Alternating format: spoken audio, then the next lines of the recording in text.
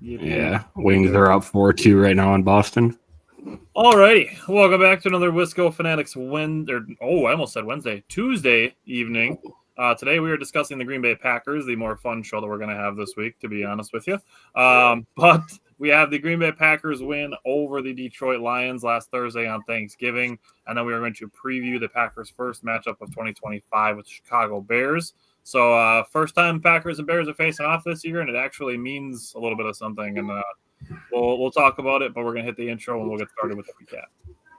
Welcome to another episode of the Wisco Fanatics Show, where we cover the Packers, Bucks, Brewers, and Badgers basketball and football teams from an optimistic and realistic perspective. Wisco Fanatics is brought to you by Cardboard Legacy, Wisconsin's most complete sports card shop. Buy, sell, grade, and consign all at their location in Oshkosh. Alrighty, so starting with the recap of Packers and Lions on Thanksgiving, Jake, we're going to start with you and the pass rush. Yeah, lots to talk about with the pass rush. Bryant already corrected something that I was going to say, so that's why we invited him back on the show this week. But talking about the pass rush. Just strictly only to correct you. Just strictly to correct me because I am horrible at my job. Packers had 3 sacks on Thanksgiving. 2.5 by Micah Parsons. He met Eningbare for another half a sack. So those two guys were balling absolutely. Micah Parsons was everywhere on Thursday. I think Jared Goff is still seeing Micah Parsons in his dreams after week 1. And Nightmares. Good evening. Go back. Oh, the Bears still suck. I agree, JR. I saw 4 quarterback hits. That's per PFF. Cooper, Parsons, McDuffie, and McKinney all had 1 each. And then talking about pressures, Micah Parsons had 10 by himself. That's uncalled for. Well, I heard I don't know if you'll have the stat, but I'll say it real quick. Yeah, go ahead. I heard a stat today that Micah Parsons now has 2 games with 10 pressures or more. The rest of the NFL has 3 total. I did not have that stat, but that is amazing. Parsons, this is strictly just third down on Thursday. Parsons had 4 pressures and 1.5 sacks with a 38.5 pressure rate on third down. So he was coming to get them off the field. He was dominating. He's also the first player in NFL history. Obviously, it's hard to do that. You have to play for Detroit or Dallas to be able to do this. But he is the first player in NFL history to have at least 1 sack 5 straight years on Thanksgiving. So congratulations to him. That's awesome. But yeah. Parsons also became the first player in NFL history with at least 12 sacks in each of his first 5 seasons. So he wasn't worth the trade or the contract by any stretch of the imagination. No, not at all. Not worth it. So I wanted to ask you guys a question because it got me thinking when I was writing these numbers down on Friday. I was like, I was looking up the franchise record for sacks, and the franchise record for sacks is 19.5 set in 1989. Do you guys think that Parsons can get to 20? Not this year. I'm not going to say no. It's gonna take some monster game. And I'm not. I think it's possible. Game till the end of the year. I'm kind of looking at who we have left playing. The Chicago Bears don't give up much sacks. Lamar Jackson is not the easiest person to sack. We get the Vikings again. That's great, and then we get Denver, who doesn't get. Bo Nix doesn't take a lot of sacks either. So I mean, I just think it's not. I think you can argue that. I would be more interested in what the record for pressure. That it's possible but unlikely. Yeah, I'd also be interested what the pressure rate record is for the Packers because I think he could probably get to that. I don't know what it is, but I don't know that he'll get to 20. It's possible he could go off and have a huge Myles Garrett type game where he gets 4 sacks for sure, but I don't think it'll happen based looking at who we play left. It's definitely possible, and I mean, I'll give you the Bears' offensive line is improved, and we'll talk about that in the preview. But Caleb Williams does still at times hold the ball too long. Not at times. Yeah, but he's also really good at getting away from the sack. He is very elusive. I was going to say, Bo Nix is also pretty elusive, and Lamar Jackson. So, true. Yeah, it's definitely possible. So.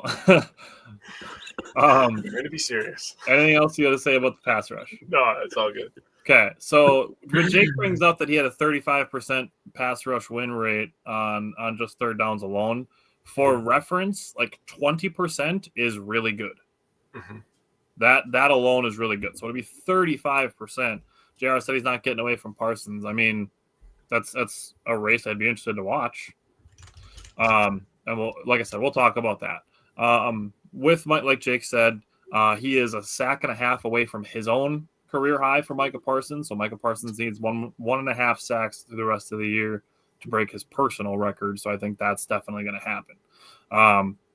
The Packers defense, my bold prediction by Simon Says last week was that the Packers hold David Montgomery and Gibbs under 100 rushing yards.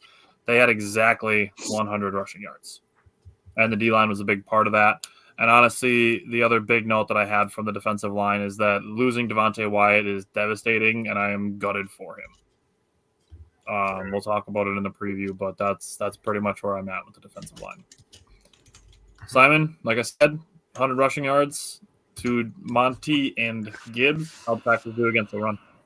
Yeah, I don't know what it is, but Jahmyr Gibbs did not have a good year versus the Packers. And here's my a bit, but yeah, true. Here's the thing that I guess I don't understand is I feel like with the way Evan Williams and Cooper and we didn't have Quay this week. You'd think they run up the middle a little bit more. They tried a lot of outside runs, and it worked a little bit on like the left side. I think he had 6 carries for like 52 yards, but the rest of he had with 20 carries for a total of 68 yards. Jahmyr Gibbs, and he wasn't particularly great in the passing game either. I don't know what it is. They absolutely bottled him up this year. They did a great job holding Gibbs to pretty ineffective overall numbers. Montgomery had 8 carries for 32 yards, which is pretty pedestrian, excuse me. And they also had a tackle for loss on Jameson Williams for -5 yards on his only attempt. I think we'll get there, but Bryant definitely owes McDuffie an apology. I forgot we were going to start the show with that. Who had the bold prediction that would hold them to 100 rushing yards or less? That was a great call, Tyler. Yeah. I thought McDuffie and Cooper were both very good in run defense. McDuffie had 5 total stops. Cooper had 2, and both of them had an average depth of tackle of 1 yard. So they were basically meeting them at the line of scrimmage during their tackle attempts. Holy hell, dude! The run defense was great this week. I think the longest rush they had was Cooper, and he was reading what the Lions were doing basically as soon as the ball was snapped. The longest rush they had was Jared Goff on a scramble play. Yeah. That would have been a crazy bold prediction. Let's say that right now. Yeah. Bryant, so speaking of linebackers. Yeah, so kind of like Simon alluded to, Isaiah McDuffie now has played his best 2 games in a row as a Packer for sure. There's no question. I agree. Hold on. Toyota-thon Isaiah McDuffie. So he's played outstanding. He backed up his performance. He had 10 tackles and 7 run stops, which is insane. So Edge Cooper was decent as well. He did have 6 tackles and 2 run stops. He did have missed tackle. And then actually Tyron Hopper added another 2 tackles as well. The one thing I thought was interesting is if you look at PFF grades, 3 of the top 5 grades were actually the linebackers. So they played well along the line of the scrimmage. We're going to need it. I won't jump into this week too much, but we're going to need it again this week, especially with, like Tyler said, losing Devontae Wyatt is really unfortunate.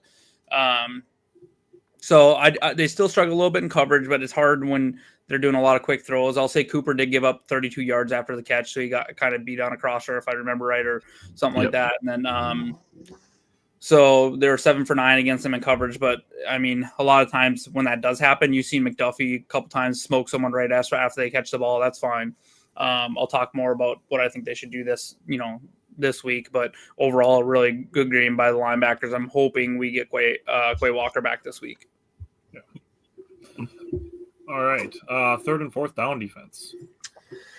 Yeah, so 3rd and 4th down really determined this game, and it really makes me go back to think about the games that we played against them last year when 4th down really determined a lot of things against them last year as well. This year, the script was flipped, though, where we were the ones successful, and we'll get to that later, and they were the ones unsuccessful. So in terms of 3rd down, they went 8 of 13 overall. They did score 3 touchdowns on 3rd downs. third and short situations. Their first touchdown was the direct snap, which I'm going to talk a little bit more about later, to Monty. And then the other touchdown they gave up on a third down was the missed tackle by Valentine. That's just – I don't want to – beat a dead horse, because I'm sure everybody's got their thoughts out since last week, Thursday, on that. But that is the one thing holding Valentine back from getting a big payday, in my opinion, because he can cover with the best of them. You got to wrap it up. Dude, stop with the shoulder stuff. It would have been such a great play. And he just, yeah. all he did was launch himself like a torpedo. He did everything except finish the play. He did everything except finish the play. Did all of it. And like I said, I don't want to be a dead horse because, again, people have talked about it enough. But they went 3 for 3 in the first half from third and short, 2 for 2 from third and medium. One of the third and mediums that they picked up was the longest rush of the day, was a Goff scramble, which you don't really expect Jared Goff to be running, is what I wrote down. Jared Goff's not known as a scrambler. Third and long, they went 1 for 3. One of the third downs they didn't get was the sack I mentioned before by Parsons and Enagbare. Just an absolute crazy play. Good play by the defensive line to step up there. Getting into fourth down stuff. So fourth down was a big down for this game. It was pretty much a storyline, in my opinion. One of the fourth downs that we stopped him on was Parsons just absolutely destroying and making a monster sack. A good IQ read by him, in my opinion, to read like, oh, okay, this is all coming towards me. I'm just going to loop around and use my speed. Yeah, a lot of people are big, fast, and strong in the NFL. Not everybody has the IQ, and I think that Parsons is one of those guys where we need to start mentioning his football IQ a little bit more, in my opinion. And then they had a drop on fourth down, and that, in my opinion, you can call it a drop, and yes, he probably should have caught it, but that was a terrible ball by Jared Goff. If he would have hit him in the hands, he should have caught it. I agree, but he probably runs up the field if he catches that, and it's a good ball, man. He might score a touchdown, seriously. Yeah, I agree. Yeah. But we did get 2 stops, 0 for 2 on fourth down, and that's the name of the game. I think it's super funny to watch Lions fans questioning their fourth down decision making the whole week since then. Oh yeah.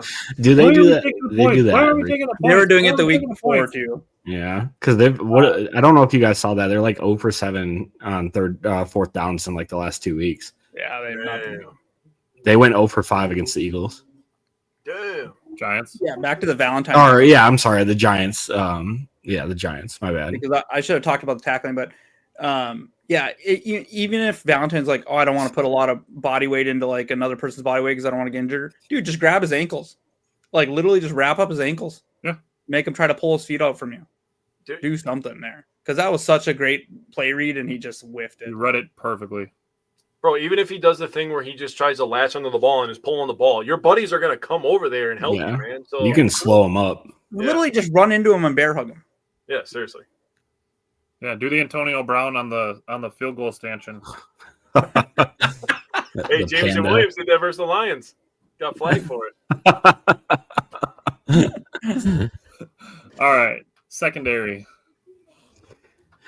Yeah, kind of talked about Valentine enough, but I think in silver lining of that, I think it shows how good Carrington Valentine has been in terms of reading and coverage. He knew exactly what the play was and met him at the line of scrimmage, and like you said, you just have to wrap him up.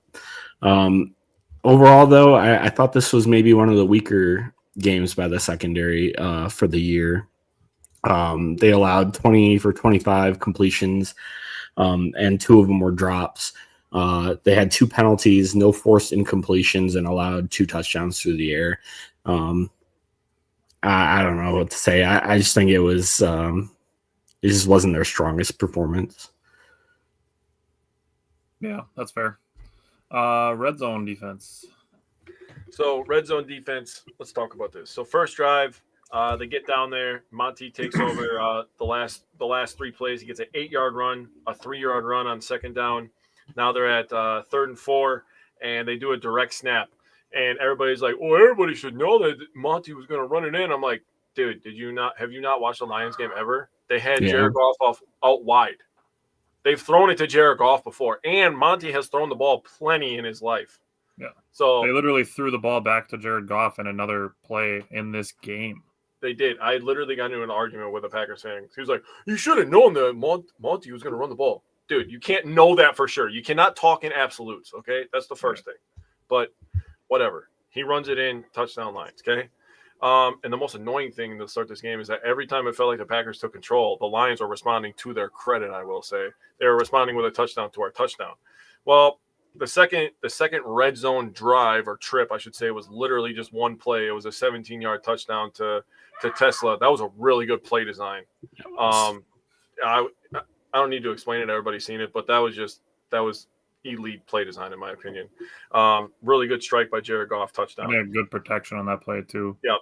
And then you get to the third drive because we held them to 2 for 3. Get to the third drive, and that's where Micah's IQ and he flexed his muscles. Well, first they had a direct snap to Monty. They came out in the same formation, but Monty threw the ball this time. So then I went back to that tweet and I was like, "See?" And then the guy didn't respond. Classic. Right. I'll tell you that story later. Second and goal, Wooden got a pass breakup. So really good play recognition by Wooden, knocking the ball down, forcing them into a third and down. Now they're scrambling because they have to score at this point with time and where they're at. They don't want to lose, go to 1-3 in the division, which we force them to. So I had a great Thanksgiving. You get the third down, right? Third and goal at the 4. Micah Parsons, -9 yards on the sack. Oh, that sack was so sweet, man. Oh, just thinking about it just makes me happy, dude. That's all I gotta say. The first one was super funny because like he came from Goff's blind side and just like annihilated him. Dude. And then the second one, it's just like Goff's just got to see him coming down the pipe and just be like, "Fuck, dude." Crunch. Like he's looking, and all of a sudden, number 1. Oh, damn.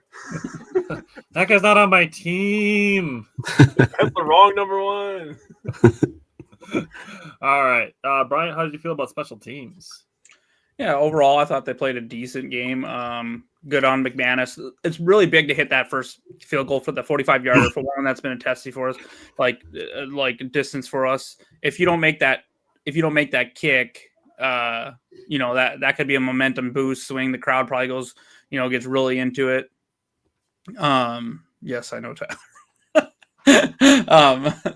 But a huge kick by McManus just to make the 45-yarder and then make all his extra points.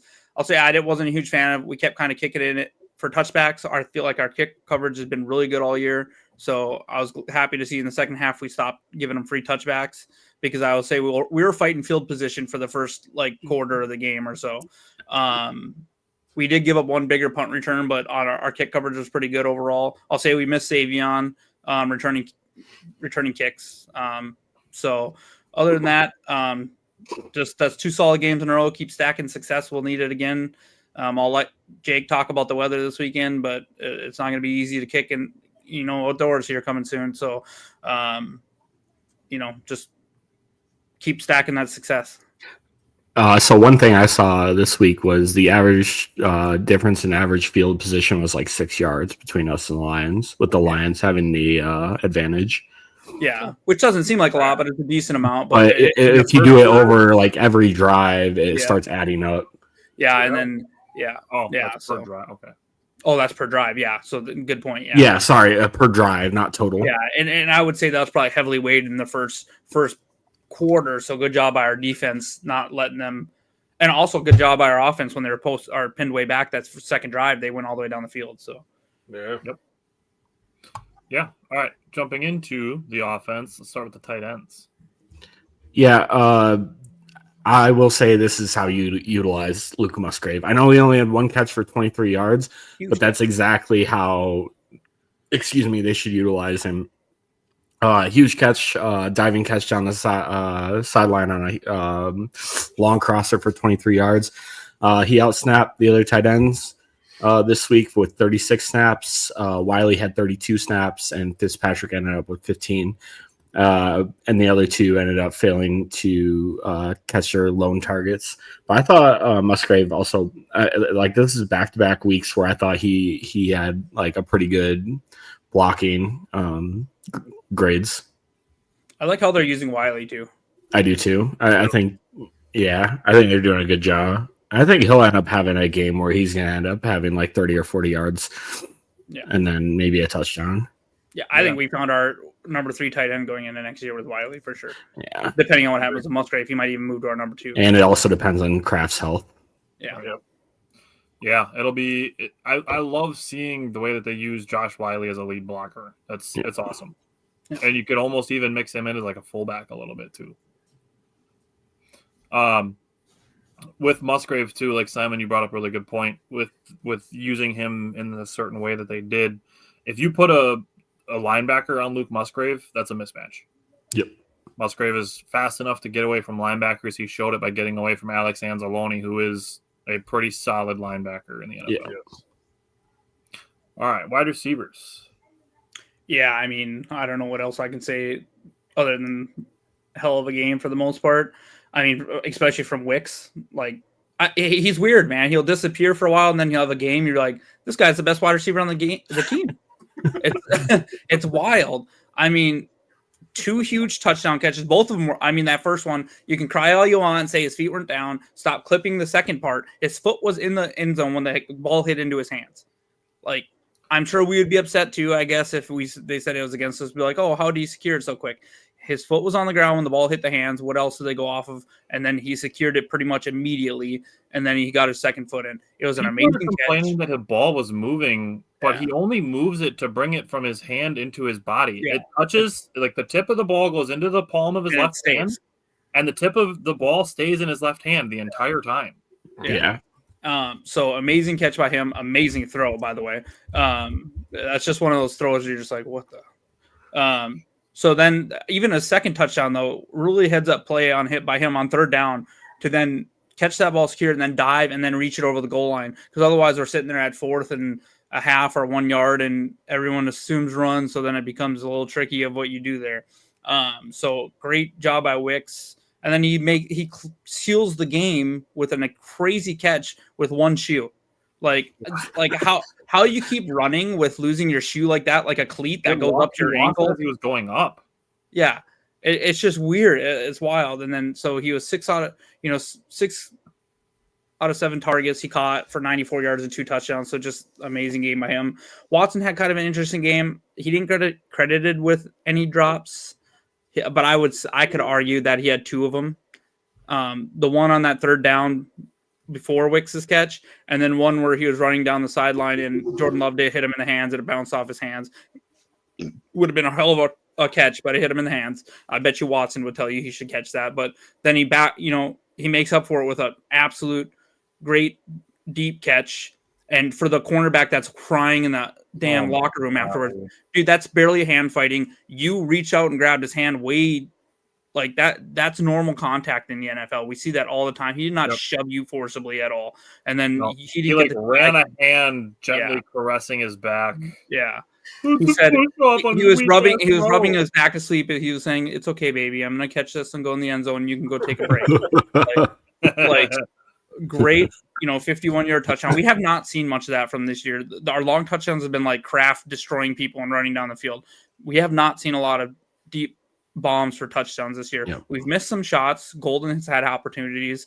Dobbs has had some opportunities. But the end zone on a 4th and long. Yeah, it was nice to see this completed. So Watson 4 for 80, 1 touchdown. He just continues the ball out since he came back. And then Dobbs was okay. He did have the 4 catches. He did have the touchdown, which is great. But really good on Rasheed Walker for covering up that fumble. That was a huge point in the game right there. Heads up play by him. I mean, I can't blame Dobbs too much because Jordan throws him a hospital ball and he gets absolutely destroyed right after catching it. So, but good job I'm glad Dobbs is okay for 1, and 2, good job by Rasheed Walker. I want to give a shout out to Romeo Dobbs real quick. Only wide receiver this year to be active and healthy for every single game. Yep. So that I do not want to go unnoticed. Good call. Yeah, that's a good point. And then this is going to get really interesting if Reed, Golden, and Savion comes back this week. I don't think there's room for Malik on this roster. Nope. I don't think so either. And it sucks because I think we could see a team in our division or conference pick him up because he's still a decent wide receiver, but you got Melton already as a 7th one chilling on defense. You can't hold essentially 8 wide receivers on this offense. It's just not going to happen. Yeah. I'm fine with they let him go. I mean, I don't know how He's the only one credited with a drop for PFF. Yeah. But it was on that fumble quick throw play. I don't think Malik's going to be back next year anyways. No, I think he's good enough to where he probably needs a change of scenery and go play somewhere, and maybe he might have. He's never going to be a baller. He'll be. I think he'll be like a solid like wide receiver 4 for someone. Number 3 or 4. Yeah. I don't even know that he gets the 3. 4 would probably be more like it. Yeah. But hey, I thought it wasn't cool for guys to wear the Guardian cap. So, should we just stop doing that? Justin asked, not sure if you guys have addressed it, but can we give Watson his flowers for his blocking abilities? We talked about it, yeah. Yeah, we definitely did last week for sure. Yep. Not specifically this week, but we definitely talk about it when we talk about needing Watson healthy because that is an aspect that he brings. He's he asked any updates on Reed and Golden. We'll let Brian do that when we get into the preview and we get to the injury designations to watch. Looking at the passing game distribution, Brian ran through the players' targets, the wide receivers, the guys that led the team. There were 10 different players targeted. 6 of them were targeted one time. 6 of those 10 did have receptions led by the guys that Brian talked about in the receiving. Looking at the distribution of the depth of target, Jordan Love was 1 for 1 behind the line of scrimmage. Again, awesome. If that number is below 4, I'm happy. I said it last week and the week before. I don't want to see that number around 7. That's excessive. That's just hoping that you're going to get a guy to break a tackle or, get perfect blocking. And I don't like betting on that. I'd rather have Jordan Love throwing the ball down the field.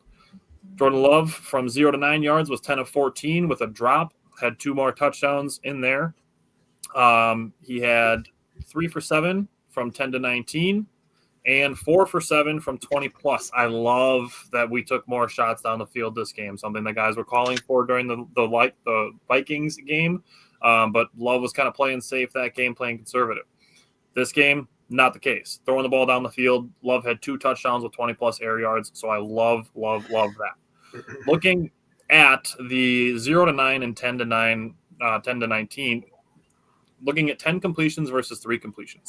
Those 3 completions produced 51 yards. Those 10 completions produced 52 yards. So again, we're talking about 7 more completions. Obviously, I get that it's a shorter, distance of target, but just let Jordan Love cook, dude. Let him sling the ball. So that's really where I'm at with the offense. Well, that's kind of what I was saying last week when we were complaining about the game plan versus Minnesota. I was like, this game plan's not going to be the same versus Detroit. You can't play that way versus them. Yeah. And maybe they could have. I mean, they ran the ball pretty well. Yeah. Don't be surprised if we kind of regress back to what we did against Minnesota here next week. People should. I would be very surprised. I don't think I think maybe the second game against the Bears, if the Packers come and beat the Bears out by 15 points or something like that this week, then maybe the Sunday night football game 3 weeks from now, maybe they're a little more conservative. But I not to get ahead too much, I don't expect us to take the Bears offense as lightly as we took the Vikings offense, and that won't influence Matt LaFleur to go into that unless we're up by 4 scores or something in the fourth quarter, right. And then we're just running the ball to waste time. Yep. Then maybe I could see it. Yep. Scott said it was a great game. Score was pretty close, and we're going to be the same thing this week. Yep. He brought up Cox, Lloyd, Reed, and a few more returning. Those are the 3 main ones that were designated for return. Going forward, the offensive line. Yeah, overall, I thought they played a pretty decent game. I thought they did really good in the run game. This was the first time they rolled with the same offensive line throughout the whole thing. Kind of like we've been talking about, Kennard's been coming in. So one little nugget I found is he did come in for 14 snaps. And I think I said last week it's going to be interesting when they start to throw off of it because last week against Minnesota it was 20 for 21. They ran out of it. This time they ran out of it 11 out of the 14. The one thing I did notice is 2 of the 3 throws were deep shots to Christian Watson down the right side of the field. So both of them came on first down. So I think they're trying to set that up a little bit so that if we know that, more than likely the Bears and other teams know that too. So I expect them to kind of maybe flip it up a little bit. Maybe we see this on a 2nd and 1 where they, where they have that free shot or something like that. But yeah, Kennard played 14 more snaps. It is interesting if you look at PFF that they stuck with Belton the whole time because his PFF grades were pretty awful. He wasn't all that great in the run game. I know Matt LaFleur says he seems like I trust Matt LaFleur's eyes more than a PFF grade. If Matt LaFleur is saying they're getting better push with Belton, I'm going to trust Matt LaFleur. However, he did allow 6 pressures, which is not ideal from the interior offensive line because that's where pressures come from the quickest. So now, granted, he was on the side where Hutch was, and they're probably running a lot of stunts and everything over there. And they, Still got to be better. Yeah, it's got to be better. So, overall, though, good performance, no sacks. We'll take that all day. Also, we have a conversation about Hutchinson. Can we? Yeah, we can have a conversation about Hutchinson, how he should never be in the same breath as Micah Parsons ever again. Yeah. I'm gonna give him some leeway because no, he is coming off an ACL and not everyone reacts or adjusts the same way as some do. So I will look more next year. The whole season though. No, I know that, and he was good like the first part, but like we don't know if he's like getting overworked in a way where his ACL is not 100%. Don't forget to look at what happened with Rashawn Gary last year. He came out the gates firing like crazy, and then he didn't produce really in the second half and we think it could have been because of ACL. He's kind of already doing the same this year too. So I do think Hutchinson is very good. Micah Parsons, people need to accept Micah is better at this point. Yes, but I agree. think significant and still get there. But I'm sick of hearing that Micah is not. I heard it again today. He's not good in run defense. I'm like, you're not watching the games. Yeah, you listen to what Jerry Jones said, and you're taking that as gospel because Jerry Jones is making crap up because he realized how people like right after the trade are like, is this guy stupid? Like, what is happening? Well, yeah. I will say though, it's somewhat worked out for them in a way where they ended up getting Quinnen Williams. Yeah, Quinnen Williams. Sorry, I was about to say Quincy. Quinnen Williams, and then they also opened up a ton of cap space if they wanted instead of using it on Micah Parsons, they're going to use the cap space on George Pickens, and they gave up a third for him. Playing well now, and he's been phenomenal for him. But the point I'm trying to make is the only reason people are like, "Oh, he's not good at run defense," is that's because what Jerry Jones said. Yeah, it's a preconceived notion that people are not willing to change their mind on. Yep. Yeah, Justin brought up that nobody gets used the multiple ways that Parsons does. He's so versatile, and I think that goes to the point of like where he lines up. I don't think Parsons is going to catch Myles Garrett. So if we're talking, if we're talking pass rushers of the NFL, it's like it's Myles Garrett, it's Micah Parsons, and then everybody else is way down here below where you can't even see. Yeah, Myles Garrett's been on an absolute another planet this year. He's so good this year, man. I think so. Yeah. Scott's getting a little ahead of some of the defensive line stuff we'll talk about, but yep. How about the run game? Yeah, this was a pretty good game. I mean, it seemed like almost non-existent just because of how Jordan Love played. But overall, it was pretty good. Jacobs had 17 carries for 83 yards, 57 yards after contact, forced 4 missed tackles. Wilson had 4 for 14. He had 11 yards after contact. Bo Melton had 2 end-arounds for 15 yards. Wicks took snap for 6 yards. Watson had 1 for 3, and Love had 5 for 4. Total, they took 30 rushes for 125 yards for 4.2 yards per attempt. And like I said, it seemed pretty quiet, but I thought it did a lot for like the play action game. It did enough for the play action game to become effective. Yeah, which is like really all you can ask for. That's really all I'm asking for. Yeah. And we'll talk about the coaching aspect of it. But the fact that the Packers ran 30 times and passed 30 times, and it didn't feel like the run game overshadowed the passing game, or that they were trying to force the running game on us. Like not even just forcing it on their opponent, but like forcing us to watch, like, hey, we're going to be a team that runs the ball. Like, watch us run the ball. Like, that's how it felt in some of these games in the middle of the season. Yeah. Third and fourth down offense. So, third and fourth down offense, 6 of 12 overall on third down overall, as I couldn't say that word. 3 of 3 on fourth down. Third and short, they picked up 4 of their 6 third down conversions on third and short. 1 yard, 1 yard, 2 yard, 2 yard. Love that. They also picked up 2 third mediums overall, both 3rd and 5. One of them he hit Wicks on a 3rd and 5, and he got 18 yards on it. Dontavian Wicks was the goddamn man on Thursday. They only had 2 of their 12 attempts from 3rd and long, 10 yards and 9 yards. Didn't pick up either of them, unfortunately. After we heard that they were the number 1 team on 3rd and long, they've kind of been in my opinion. Then you get the fourth down. Love with an absolute just beautiful pass to Dontavian Wicks for a touchdown that Brian did a nice job talking about. Also, a really nice game plan adjustment by Matt LaFleur to put Love into a bunch set situation to the left side, knowing how the Giants were going to react to it with man coverage and having Dobbs just jut out right to the left side and get into the touchdown. And then the other fourth down that they picked up was the one for game by Dontavian Wicks. I don't know if you guys noticed this. I actually saw this on social media. But Wiley goes over there while Wicks is on the ground, and Wiley's doing one of these, and he's doing a Monra St. Brown's first down celebration. And I'm like, oh, yeah, we still don't like them, huh? Okay, I like that a lot. So 3 for 3. I seen a Detroit Lions fan crying about that. Yeah. Good. I saw that too. Dude, he got famous off doing that headstand thing, so I mean, whatever. Am I weird for thinking that that's not cool? Like, ooh, I don't think it's anything special. I mean, it was just because it was against the Packers, really. Yeah. I don't know if you guys noticed this is random, but like whenever they show highlights of players on like Fox or ESPN or whatever, they always show the players in Lambeau Field, dude. Every freaking time. You can notice the yellow railing.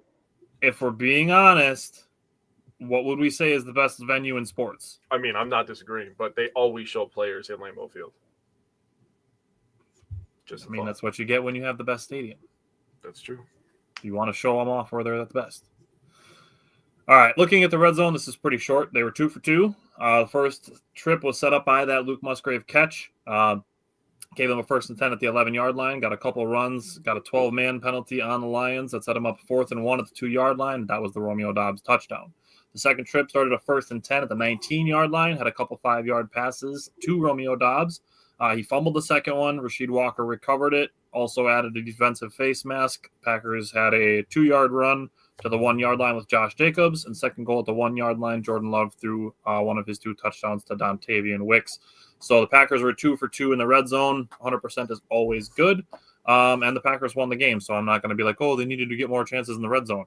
For scoring from outside the red zone, fucking awesome.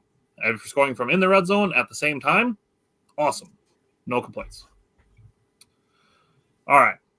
Jumping into, let's do Jordan Love first, and then we'll talk coaching. Simon, how did you feel about Jordan Love? Yeah,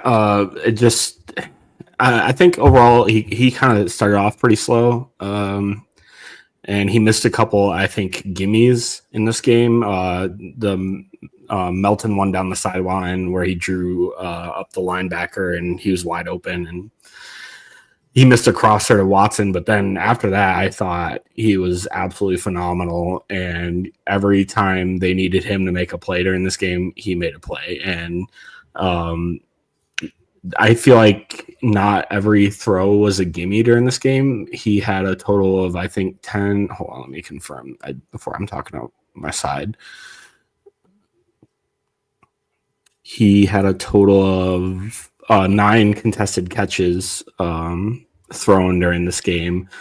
So not everything was a gimme, and I thought the wide receivers did a good job of coming up with some of those. But I mean, 4 touchdowns, 0 interceptions, 0 turnover-worthy plays. And every time the Lions responded. I thought Jordan Love and the offense responded right back very well. And I don't think he wins the MVP this year because Drake May's playing out of his mind right now. And I think Jordan, and Stafford. Oh yeah, Stafford too. Sorry, no disrespect. But if they win out and Jordan Love does this every week, I think he's very much in that conversation as well. Also, Toyota-thon. Yeah, I still think Jordan Love would be behind Drake May for potential MVP conversations. But... Yeah. Love is in 4th place right now. Behind JT. He's behind Drake May. Drake May is winning. He's minus 135. This is on DraftKings. Matthew Stafford is plus 125. Dak Prescott is plus 1,500. Dak's playing good ball too. I know a lot of people don't like Dak Prescott, but he's a good quarterback. He does it every year. I think we've been pretty complimentary of him.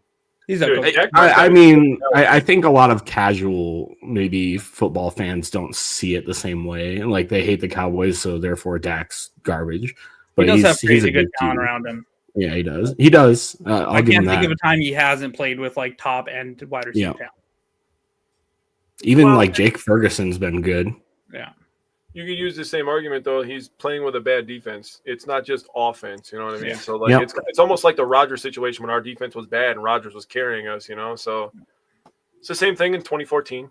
Do you guys, not to get too far off topic, but do you guys think Dallas ends up winning that division? I think they have a solid shot. I don't think if they win on Thursday. If they win on Thursday, it gets fucking real, dude. Yeah. I think Phillies is out there crapping themselves. They definitely have to beat Philly in their second game in Philadelphia. Yeah. Or no, they've already played twice, didn't they? Because they played early in the season. They played opening game and they lost. Yep. They lost week 1. So I don't know. We talked about it too. Like if you swap Dak and Hurts, the Eagles become way better. Bro, I said that. So. I said that after week 1, dude. Yep. The Eagles would be the best team in the league, not even close, dude. Yeah. And Justin, I agree with you. He said Dak has a receiving core. That's wild, though. What was 2014 Green Bay? We had 2 guys with 1,200 yards. That's a crazy receiving core. Yeah. Steve said Dak needs a Super Bowl run to turn into the newest form of Matt Ryan. I mean, that's not even I don't even think that's a bad take. No, I don't think so. Dude, Steve Matt Ryan's probably Hall of Famer. Steve doesn't have bad takes. That's a hot take for you. Steve doesn't have bad takes. He's like a cusp guy for me. Like he's did well enough in his career, but like he's like a very good QB to me, not a Hall of Fame guy. Yeah, I think it's funny how we obviously talked about the Lions because that's where the Packers played this week, and you mentioned MVP stuff and talk about Matt Stafford, probably the front runner. Matt Stafford leaves Detroit, wins a Super Bowl, and now might win an MVP also. Yeah.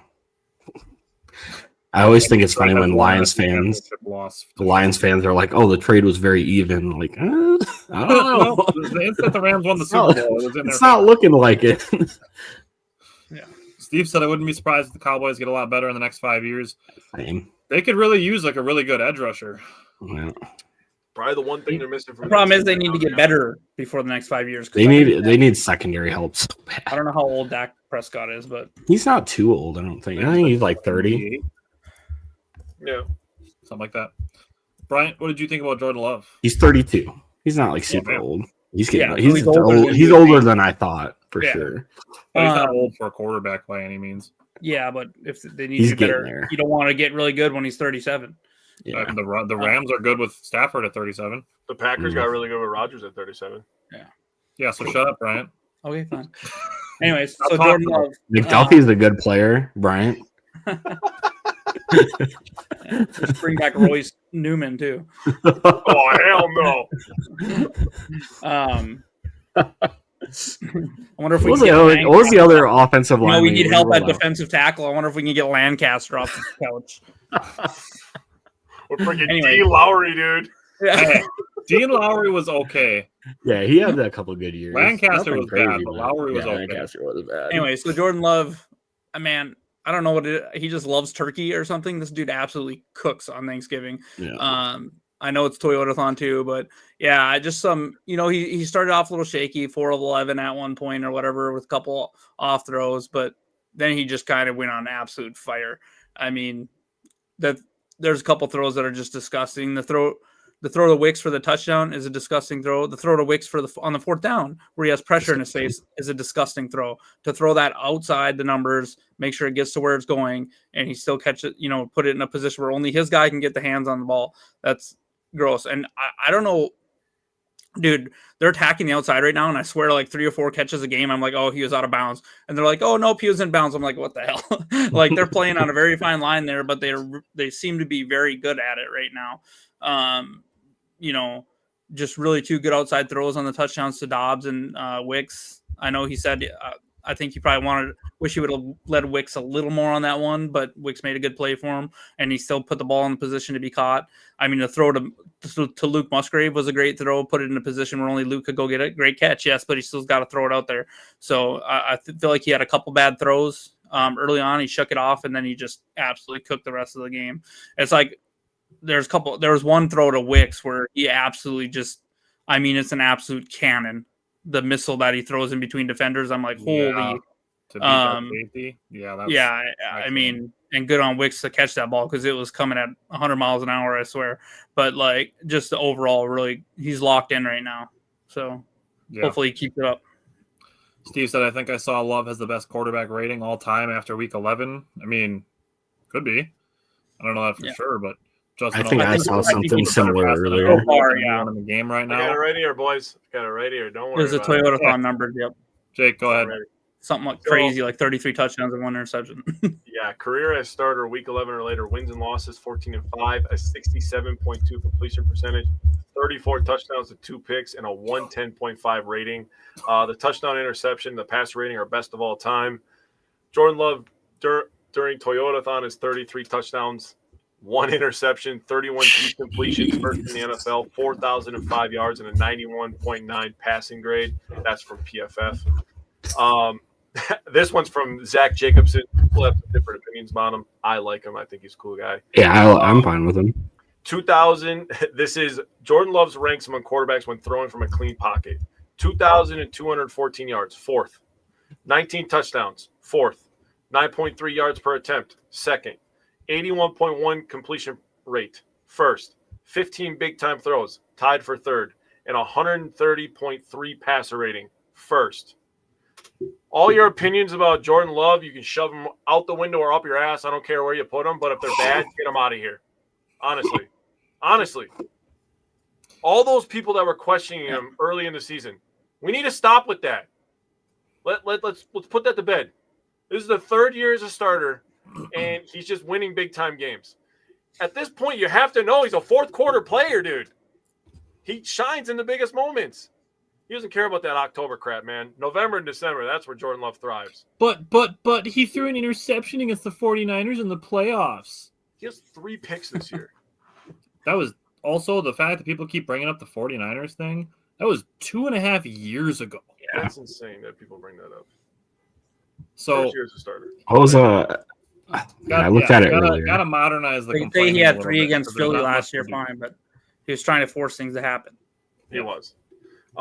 So Jordan Love is 156 passing yards away from passing the Magic Man for 6th all-time passing yards in team history. So pretty excited about him to be able to do that against the Bears. What do I think about Jordan Love versus the Lions? I think that Matt LaFleur finally took the goddamn training wheels off. Spoiler alert. Oh, it was so nice.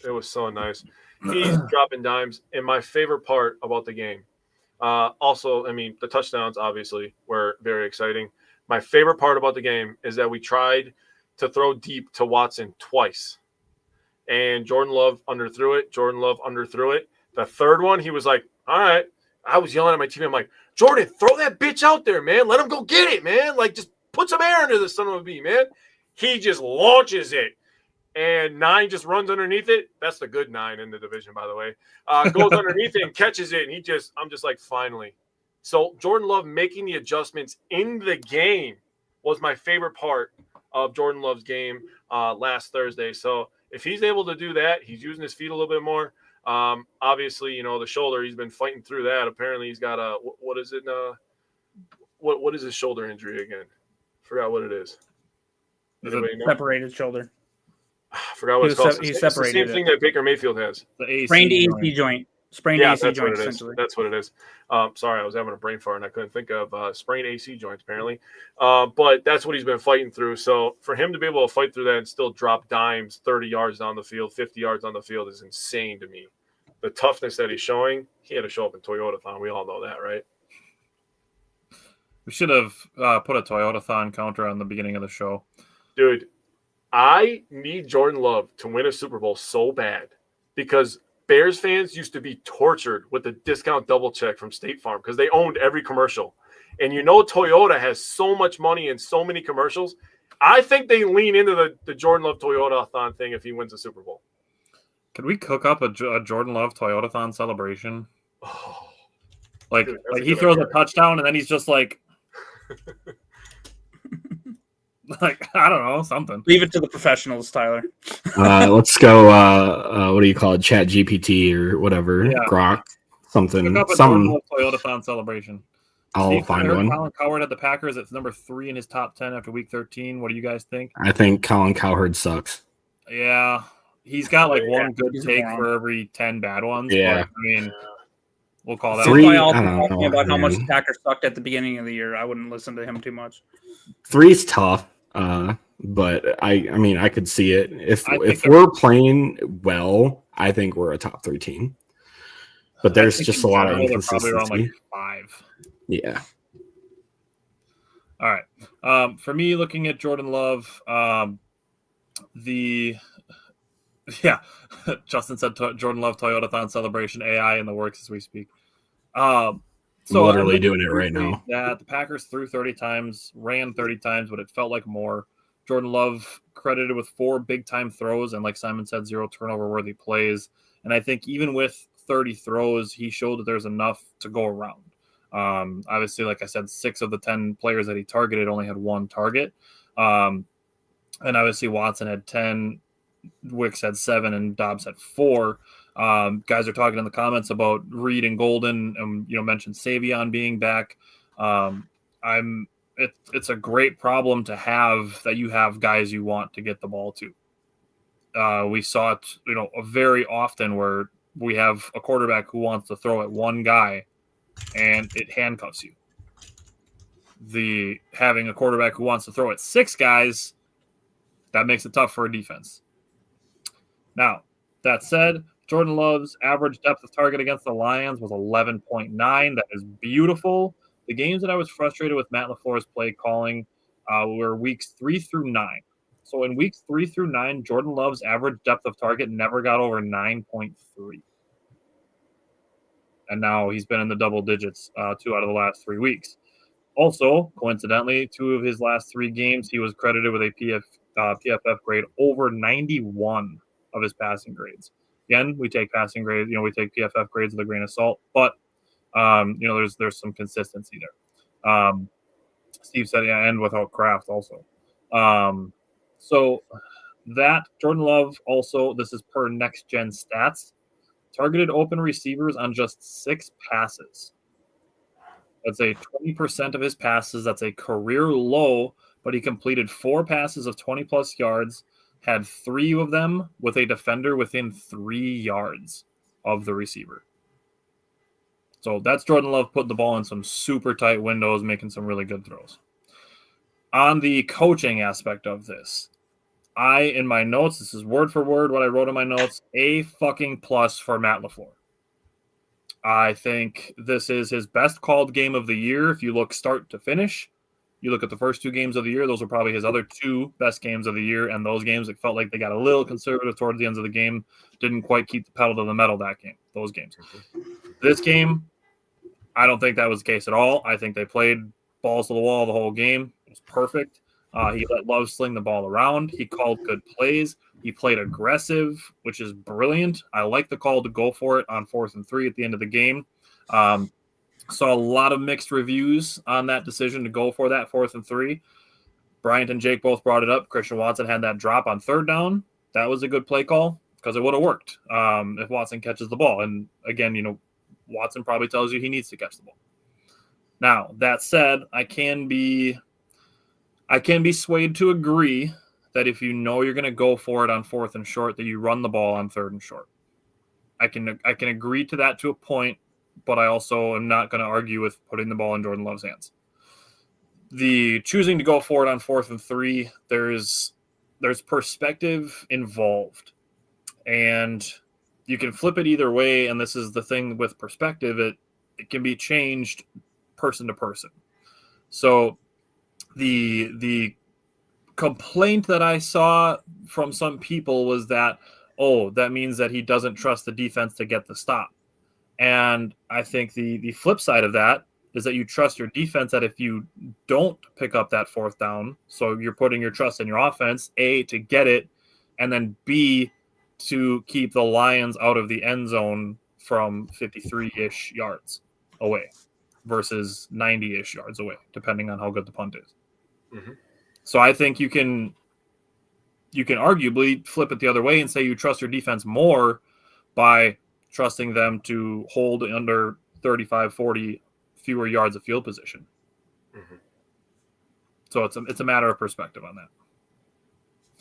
Scott said I was screaming at my TV when he made that play. glad Wicks caught the ball with a missing shoe. Yeah, and it's a fantastic play. And like Bryant said, just the absurdness of the throw that Jordan Love made. The falling away from a defender with basically meeting for a high five as he lets go of the ball, and it's up in an area where only Dontavian Wicks can catch it. As for time of possession, the Packers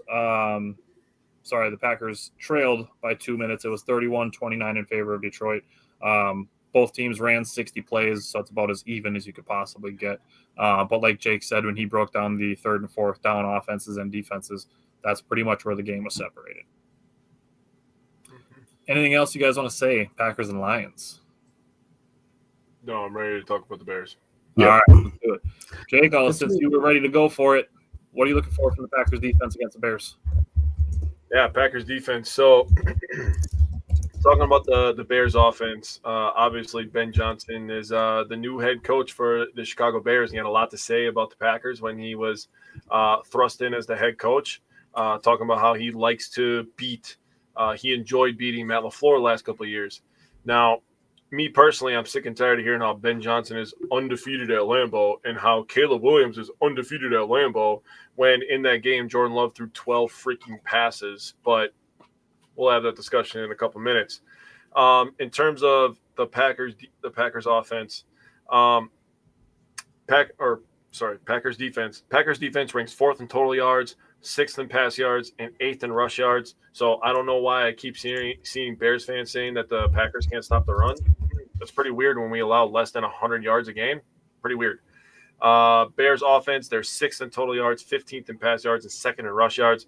Obviously, that rush yards got moved up a ton after their game versus the Eagles because they ran all over them. They had 2 100-yard rushers.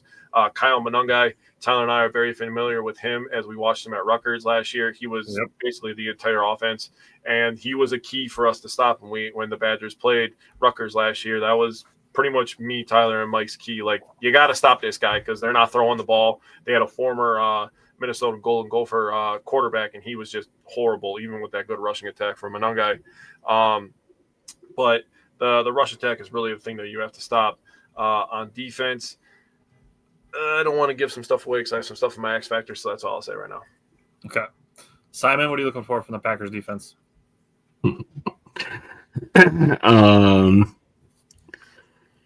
It's slowing down the Bears rushing attack.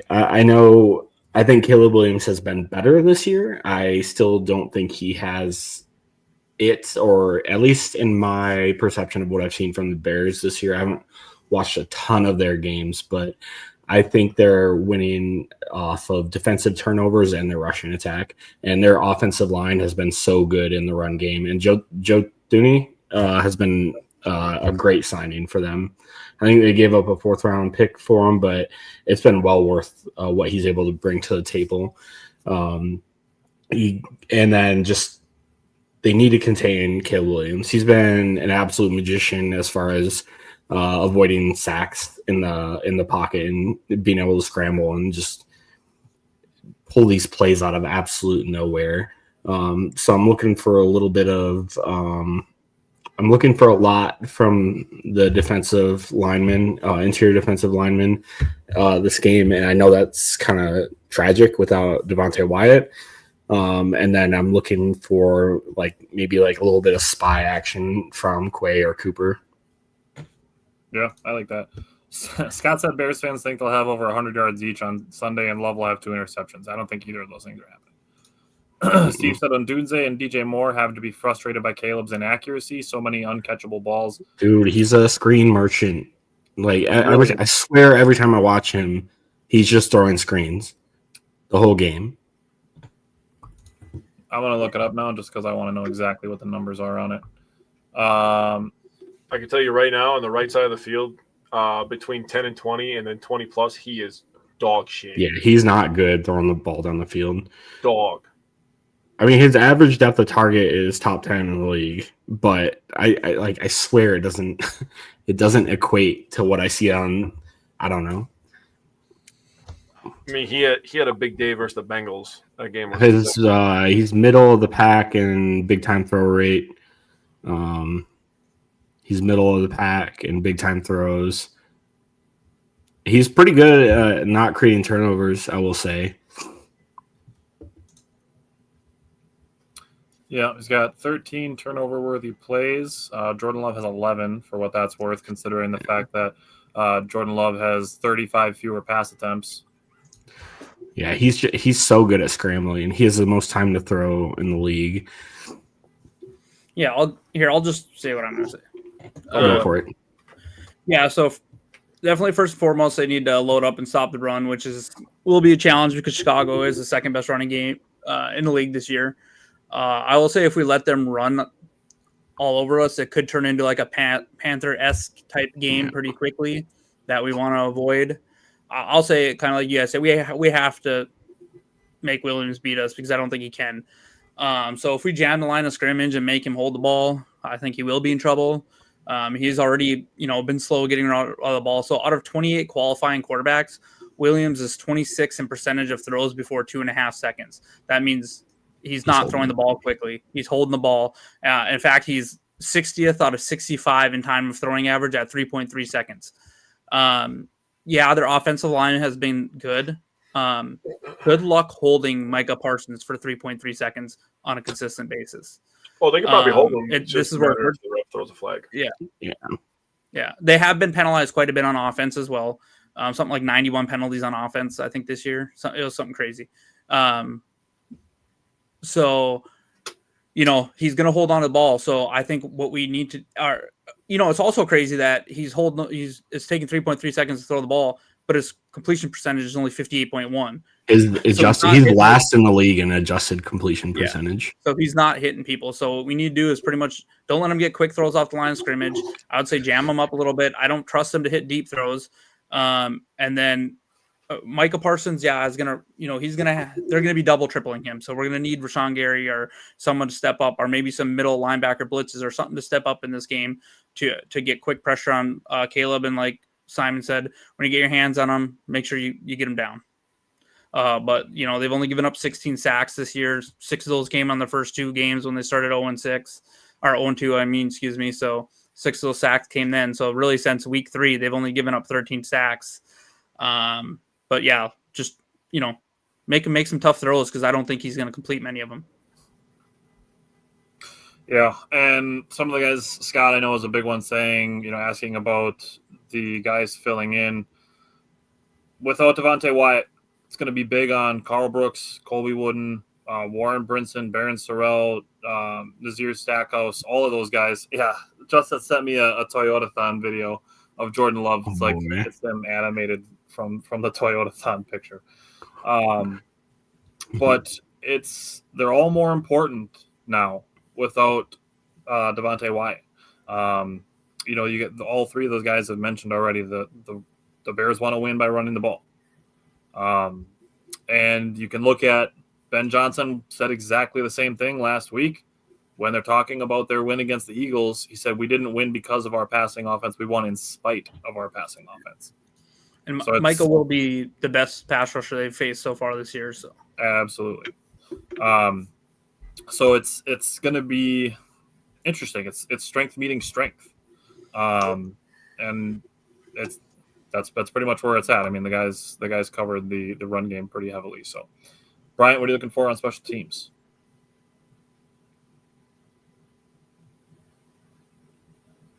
Right? I think he cut out. He's frozen. Oh, I can pretty Ryan much or surmise what he's gonna say. Don't mess up. Don't lose the game for Yeah, us. don't lose the game for us. Stack a third straight good Yeah. game. Am I back? Yeah, you're back. Yeah, pretty much what Simon was saying. I can hear you guys. You couldn't hear now. me. That's what I get for making fun of Jake's internet. Yeah, so make your kicks. It's going to be tough to kick in Lambeau. Neither of the teams are particularly like dangerous on kickoff returns or anything like that. So make them return the ball, and just once again be smart. Make sure you get those punts and everything like that, and we'll be fine. Yeah, Steve brought up on the defensive side of the ball for the Packers that Carl Brooks is third on the team with 22 pressures, and Justin said hoping McDuffie can have another great game next week. Yes, regardless of if Clay is back or not. Jumping into offense, Simon, what are you looking for from the Packers offense? Yeah, I'm looking for a very balanced attack. I like getting Jordan Love involved, and like we were talking about earlier, I think Minnesota game and the Lions game were two very different games for very different reasons. And I think the Bears offense is in totality better than what we saw in Minnesota. So the Bears are giving up an average of 5.2 yards per 138 yards per game on the ground. So I think we have a very good chance of running the ball and creating opportunities for play action. And then just keeping Jordan Love clean. Over the past 4 weeks in a clean pocket, he's 45 of 65 for 502 yards, 6 touchdowns for 122 passer rating, and then just taking care of the ball. Like I said earlier, they're winning because of their run game and and takeaways. They're leading the league in turnover differential, and that's in my opinion not sustainable, but they've been very good at it this year, and we can't be another team to add on to that. And Steve brought up another similar point. Don't let the Bears score on special teams like last year. Yeah. Or don't let the ref not throw a holding flag either. Yeah, well, that's going to happen on Sunday no matter what. Yep. Jake, what are you looking for from the Packers offense? So Simon talked about it. They have forced 17 turnovers. I'm talking about the Bears this year. But the numbers outside of that really aren't that impressive. Total yards, they're 27th in the NFL in total yards, 22nd in pass yards. They give up 359 yards a game, by the way, 225 through the air, and 133.8 on the ground. That is 28th in the NFL. So when they're talking about the Packers can't stop the run, I'm pretty sure they should look in the mirror, but they might not like what they see. Can I say what I've said to you guys about this since we've talked about it? Oh, the Bears, they get all these takeaways. They also give up a shit ton of yards. They are the 2023 Cowboys defense. Yeah, literally. Yeah, I mean, if you take it a step further, I don't even remember the name of their corner, but he has forced like 9 turnovers by himself. Oh, yeah, never mind. I thought you were talking about the Cowboys. Yeah. No, I'm talking about the guy in the Bears. He has like freaking 5 Nicholson or whatever his name is. Yeah. But I was like, holy shit, dude. Well, one of the players that has 4 interceptions will not be playing, and that's TJ or their linebacker. Tremaine Edmonds. Yeah, Tremaine Edmonds. So, to combat that, the Packers Sean Wright. Total yards. Yeah, that's who it is. They're 13th in pass yards and 16th in rush. Josh Jacobs, hopefully after the 10-day break, is a little bit healthier, and he can run all over this defense because giving up 133.8 yards per game is not good. I don't care who you are. The Packers also have an actual quarterback. So in his 4 games versus the Chicago Bears, he's 62 for 88. That's a 70 completion percentage, 891 yards, 6 touchdowns, and an interception. He had 1 game where he had under 100 rating, and that was last year when he literally threw 12 total passes and played the first half. I'm pretty sure if he played the second half, he would add over 100 rating and probably fried you for 3 touchdowns. I can feel very confident in saying that. The Bears were trash last year. They're trash this year. They're overrated. They're not as good as their record. And I cannot wait to give them the slapping that they deserve. Brian, what are you looking for from the Packers offense? Yeah, so this is so as you guys alluded to, their defense has a +17, eye-popping +17 turnover margin. That's almost double the next closest team, who is Houston at +9. So even with all their turnovers, they are bottom 3 in points allowed. So you can score on them if you don't turn over the point. They're either taking the ball away or you're scoring on them, essentially. Be prepared to run the ball down their throats. This defense is allowing, like Simon said, 5.2 yards per carry. With our offensive line, starting to get a little more gel, and I feel like they're running the ball better, and it's time for some ugly football. I think there's going to be a chance, we can do that. I know they're going to try to do that to us, so maybe we do it to them. But that being said, then be prepared to beat them with the play action, because there's also 6th worst in the league in average pass yard per pass attempt at 7.6. They allow 67.4 completion percentage. They have allowed 24 touchdowns. Of course, they have the 17 interceptions. A bulk majority of those have come from Byard and Wright. 4 of those interceptions came from a linebacker that will not be playing. And then if we win or tie the turnover battle, I don't know how Chicago beats us cleanly. Yep, I agree. Looking at passing game distribution, I'll Bryant talk about injuries, but hopefully Love has enough guys, even more guys, to distribute the ball to. More options in my mind means less guys that the Bears can key on. It's a little bit different in Philadelphia, where obviously Goddard and Saquon are close to the line of scrimmage, but in the passing game, there's 2 guys that Jalen Hurts is going to throw the ball to. Mm-hmm. And he got into some situations where he was trying to escape and was looking for just one of those 2 guys and threw a horrible ball that Kevin Byard was easily able to just go grab. Jordan Love doesn't make those mistakes. As much as people want to act like Jordan Love doesn't make good decisions because of how they feel about him 2 years ago when he had 11 interceptions, which guys in the NFL have already exceeded this year while Jordan Love has 3. Jordan Love doesn't put the ball in those positions. So Justin said putting in a parlay with Williams having an interception, a fumble, and Parsons to have a sack. That's reasonable. I'm sure that'll be something that somebody brings up in some Simon Says in a little bit. But as far as red zone goes, Packers are number 3 in the NFL at 67.4% touchdowns. Chicago allows 61%. That is number 24 in the NFL. So none of us have given stats that make the Cowboys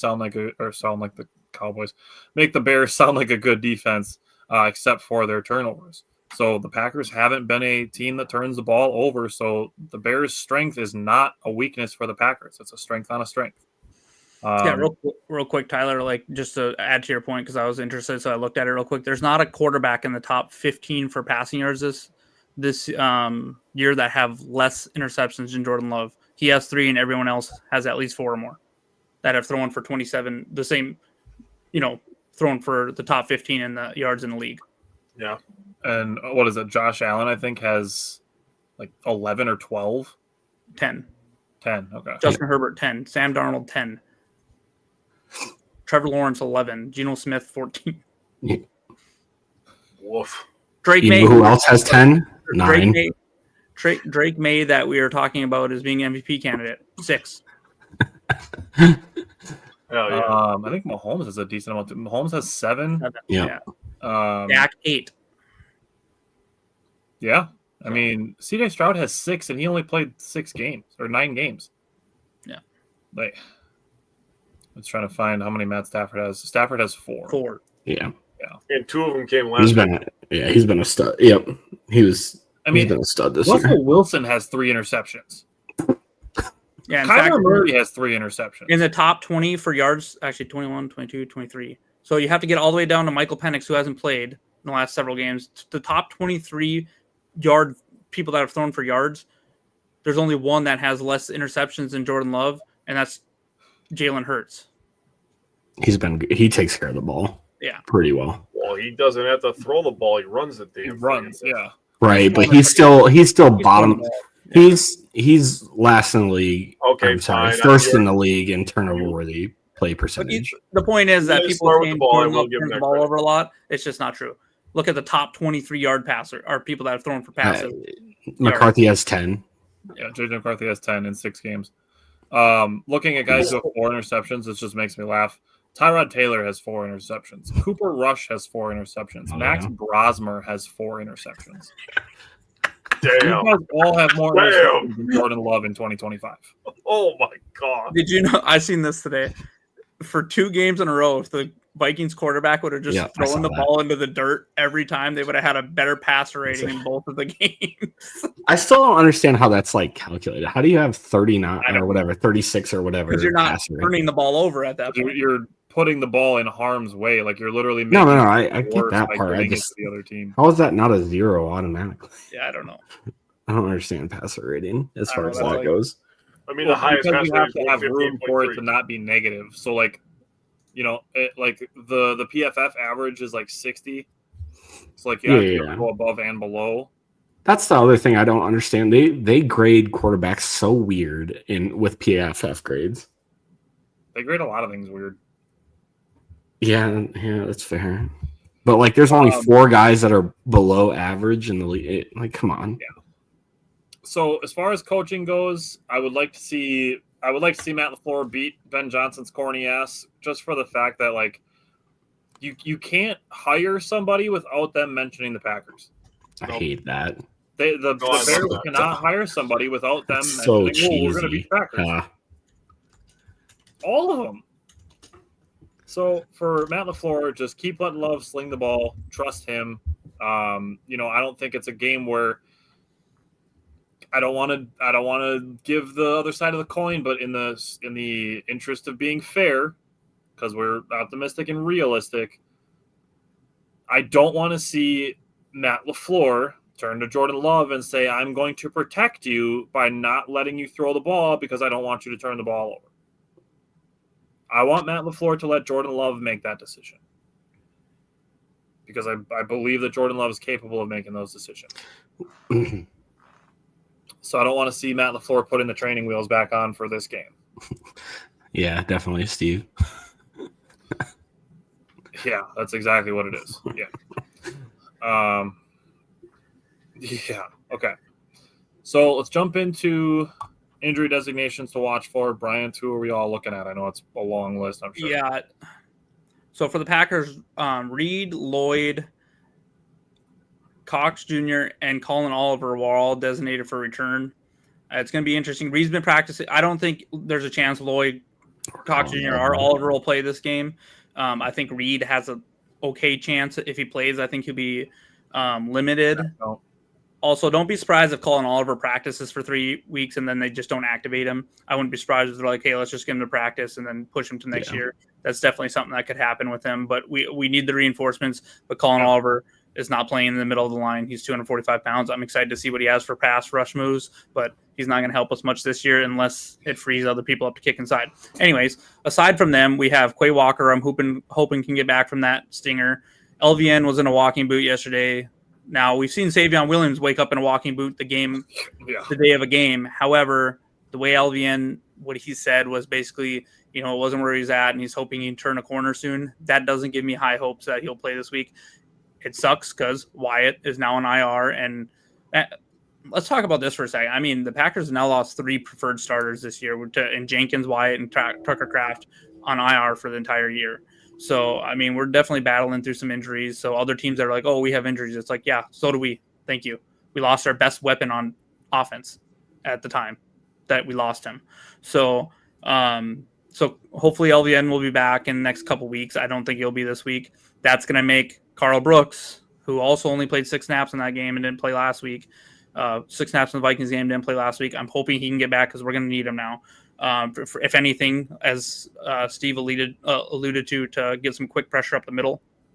And then Nate Hobbs, we'll see what happens with him. And then Golden Williams as well. I'm wondering if Golden didn't play because, it's been a couple weeks. Hopefully they just wanted their rest. I'm hoping we get him back soon. And then same with Savion Williams. And then for the Bears, pretty much their entire linebacking core missed the last game. So that was TJ Edwards, Sewell, and Hippolyte. However, TJ Edwards and Sewell did return to practice today. TJ Edwards, I guess, he has a broken hand, but then he does have a hammy injury, so I guess it'll depend on that. And then Dominique Robinson and Tyreek Stevenson are questionable for him. I know we did rag on their defense a little bit. They did just get Jalen Johnson back and Kyler Gordon, who were out for a while. And if they get TJ Edwards back, those are big pieces for them, so we'll see what they do. But we'll definitely want to keep an eye on, and we don't know if there's anything that's there hasn't been much reported of anything else because Matt LaFleur ain't going to come out and tell you unless a reporter directly asks the question, and we haven't had a practice really since. So we'll see a lot tomorrow, so keep an eye on it. Jake, what's the weather going to be like? Cold. It's gonna be cold as shit, man. Cold. Caleb better pick his nail polish carefully. It's gonna be cold. Might crack that nail polish. 20 degrees. The real feel is gonna be 11 degrees. It's gonna be dark probably by 4:30, so the lights will be on at Lambeau. It's gonna be a vibe, man. I'm pretty jealous I won't be there, honestly. Yeah, that sounds good. Simon, who's your X factor? I have the Packers interior defensive line. Without Wyatt, and I feel like we're very thin at the group right now, and it'll be interesting to see how the Packers coaching staff navigates snap counts for guys, especially with Warren Brinson, who's I think he's played pretty well for a 6th-round rookie. So they're going to need him to step up, and hopefully Carl Brooks can make it back this week, like actually healthy and not on like, oh, we're going to play you on a snap count. So I'm going to jump in just because I have a very similar one, and I put DeMarcus Covington, the Packers defensive line coach, for figuring out how to patch together the defensive line and stop the run. And the guy I think has the most opportunity to show what he's capable of is Colby Wooden. I know over the last couple of years since we've had him, there's definitely been like flashes where like his play recognition is really good. And I think now with Devontae Wyatt out, I think Colby Wooden, in my opinion, as far as run stopping goes, has the biggest opportunity to prove himself. Bryant, who's your X factor?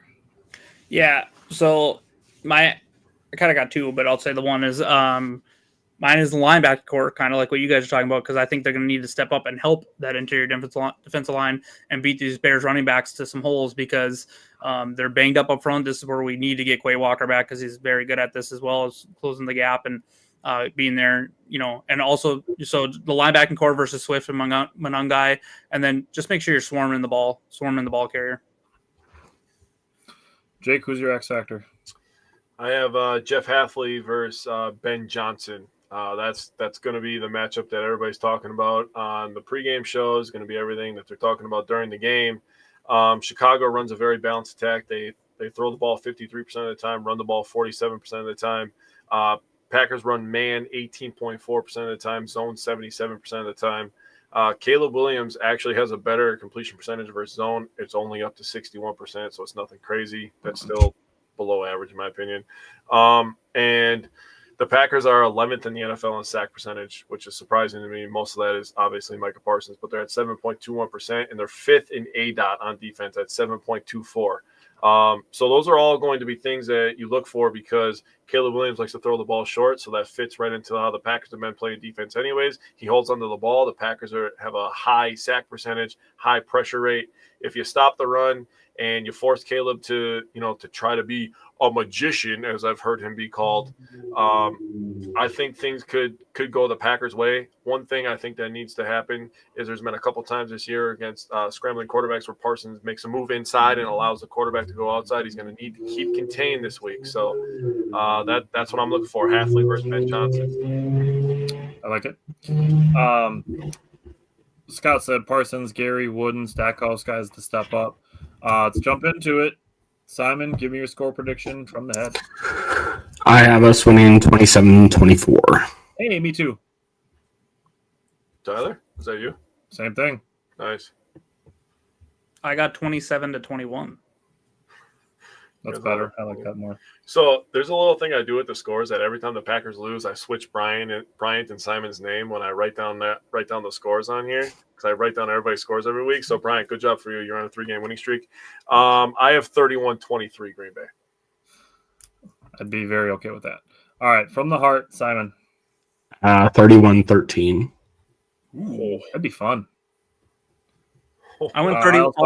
I went 31-20. Maybe they'll get a garbage time touchdown. I also had 31-20. So you guys get out of my notebook. Thank you. I will say the Packers defense has been lights out at home.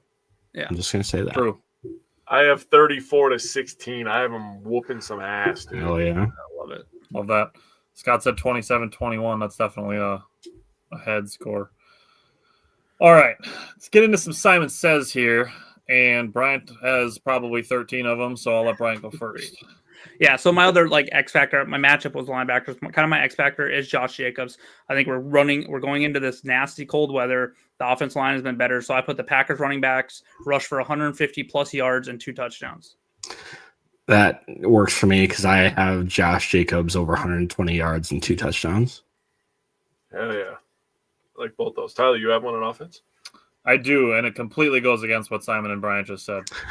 Jordan Love's going to throw for like What do you have, bro? I put that Jordan Love is the first quarterback versus the Bears since Jackson Dart in Week 10 to throw no interceptions and ties Joe Flacco with 4 touchdowns, the most that the Bears have allowed.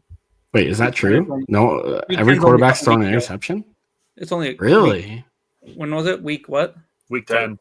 Yeah, that's not that long ago. It's 3 weeks in a row that they've had an interception. Shit, I mean, Xavier McKinney had 6 interceptions in a row last year to start it, so that happens. So mine on offense is Jordan Love has 150 more total yards and 2 more touchdowns than Caleb Williams. Yeah, I can see that. I can see that easy, to be honest with you. The 150 might be a little tough if Caleb's running, but that's why I said total yards. Yeah. Because I was adding in the rushing yards because Caleb's a pretty good runner. We can give him credit for that. He's a good runner. He is. We saw that even last year. Yep. All right. Bryant, you got an extra one or you got to give your defensive one? This is my defensive one, and I'll just get my extra one too. Okay.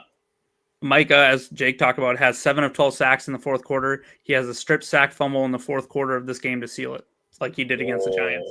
And then I put that the Packers get Packers. I know I've said this one before, but it hasn't happened. The Packers get their first defensive touchdown of the year. Dude, yeah, we need one, dude. Maybe that happens on that strip sack. Early fourth quarter, we're up by 10, and then boom. I would love for that to happen in Lambeau. Edge Cooper pick that thing up and run it to the house. We need a Micah Lambeau leap, dude. I have Caleb Williams fumbles twice. Oh, okay. All right. Tyler, you got one? Yes, I have one. It's very numbers heavy. So, similar to my one last week, the Packers are currently allowing 98.3 rushing yards per game. That's number 8 in the NFL. Chicago is averaging 153.8. That's number 1 in the NFL, heavily aided by their game last week. Mine for this week is that Green Bay holds them under 125 total rushing yards and no touchdowns. I can see it. Yeah, if we get ahead, there's definitely an ample opportunity for that. Yeah. I got 2 things to say. First, Scott, I'm going to tell you something.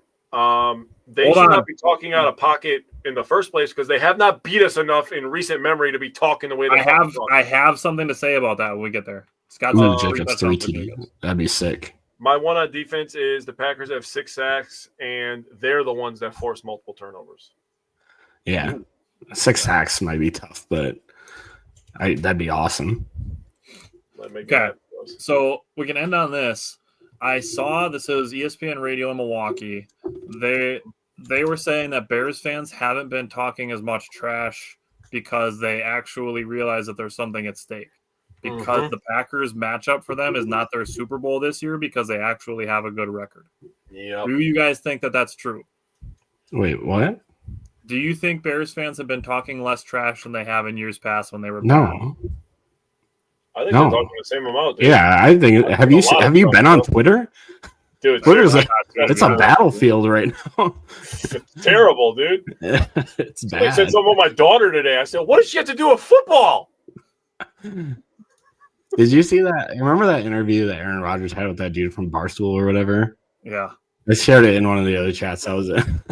Essentially, the guy's like, I know I'm a loser because the only thing I root for is the Packers to lose in the playoffs. That's my Super Bowl. That was Big Cat, dude. Yeah, Big Cat. That's his name. I couldn't remember his name. Yeah. Justin said Packers return a punt for a touchdown, and Musgrave scores a touchdown this game. Musgrave, yeah, I'm in on Musgrave, but there's no chance we're returning a punt.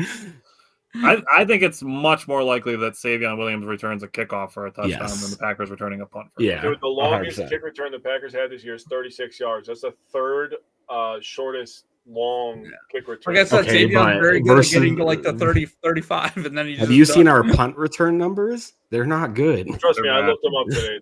They're not good. They're historically bad, in fact. Yeah, I've seen kick return maybe, punt return probably not. Not a chance. I'll come back Thanks if it everybody happens. for commenting during the whole show. We appreciate it. That's why we do the shows live so that everybody can get their thoughts out here.